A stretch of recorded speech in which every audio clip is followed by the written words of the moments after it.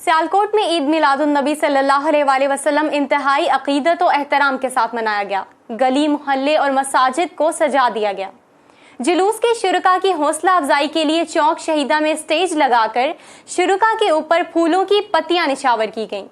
इसी पर देखते हैं रहमान यूसुफ की ये रिपोर्ट। सियालकोट चौक शहीदा में जुलूस के शुरका में इनामात तकसीम किए गए, फूलों की पत्तियां भी निछावर की गईं। अच्छी परफॉर्मेंस का मुजाहिरा करने पर मेडल्स और हुस्ने कारकर्दगी पर ट्रॉफियां दी गईं। प्रोग्राम के मेहमान खुसूसी रहमान यूसुफ, रजा पाशा, शेख तौकीर, शेख जवाद, शेख इम्तियाज, चांद गुज्जर, शानी खान, वकास भट्टी, वकार, दाऊद और सरफराज बट रहे, जिनका कहना था कि 12 रबीउल अव्वल नबी करीम सल्लल्लाहु अलैहि वसल्लम की आमद का दिन है, जिसे इंतहाई अकीदत और एहतराम के साथ मनाना हमारा अखलाकी फर्ज है। हमें चाहिए कि हम रसूलुल्लाह सल्लल्लाहु अलैहि वसल्लम के नक्शे कदम पर चलते हुए अपनी जिंदगियों को संवारें। जुलूस के शुरका की हौसला अफजाई के लिए शहरियों की बड़ी तादाद ने भी शिरकत की।